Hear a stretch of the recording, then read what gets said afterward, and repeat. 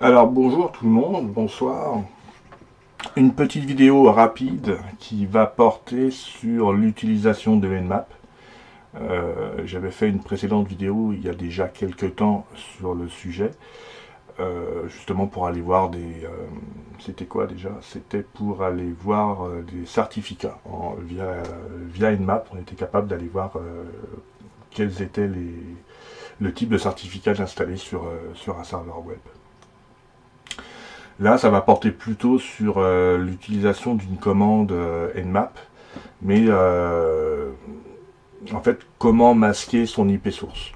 D'accord. Donc, comment se rendre un peu invisible, même si c'est pas vraiment vrai, totalement vrai, mais comment ralentir, par exemple, un scan de détection et de faire croire à l'administrateur système qu'un scan est en provenance d'une IP X, alors qu'en fait, c'est pas le cas.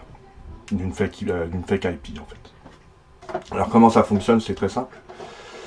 On utilise une ligne de commande. Déjà, on va utiliser un outil qui est Wireshark. La fake IP, j'ai déjà mis mon filtre, d'accord. Donc mon analyseur de trafic, il est prêt à recevoir du stock.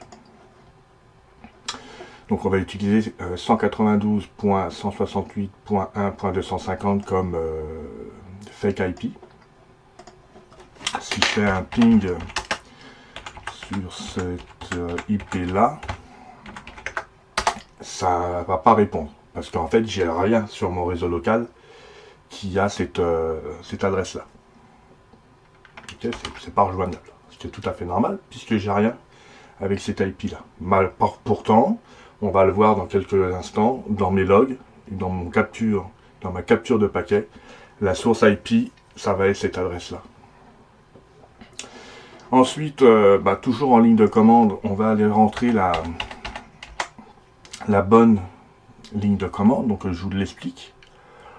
On a donc on utilise toujours les droits sudoer. Donc Nmap moins S en minuscule, S en majuscule, un espace, moins S en majuscule.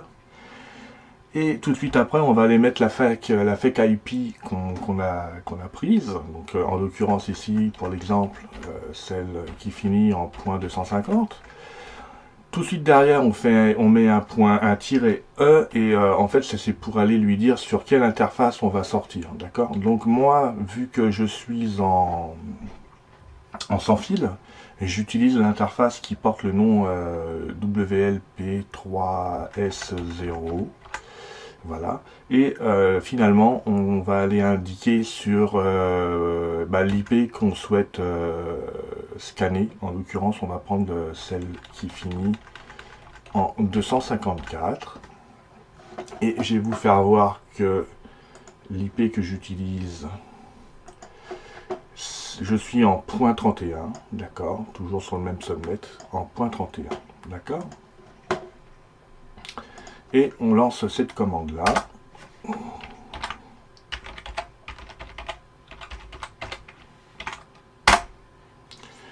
Là, on a notre analyseur de trafic qui commence à travailler. Et on a le résultat qui s'affiche ici, donc c'est assez rapide.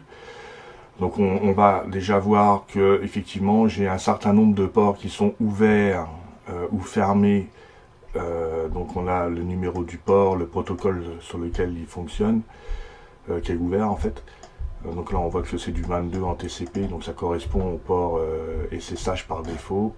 On a le 80 en TCP, donc pour le protocole HTTP. Le 113, lui actuellement il est fermé. Puis on a quelques autres. En fait on a un certain nombre de ports. On a la MAC adresse qu'on a récupérée de l'équipement qu'on vient de scanner. Donc ça c'est intéressant à avoir par exemple, ça peut être utile. Et on a en fait, vu que c'est une MAC adresse, on a donc la MAC adresse est liée à un manufacturier. Et donc on s'aperçoit en fait que le point 254 sur ce réseau-là, ça semble être quelque chose de la marque Fortinet, donc un pare-feu ou quelque chose de même. Ok? Ça a fonctionné. il a fait le travail que je lui ai demandé. J'ai eu la réponse que je voulais. Et si on regarde au niveau des paquets qui ont été scannés, sniffés par mon logiciel, on s'aperçoit qu'en fait, la source, j'ai bien un 192.168.1.250, alors qu'en fait, je suis pas du tout sur cet IP-là. Okay, je suis sur un point 31. Donc, ça fonctionne plutôt bien.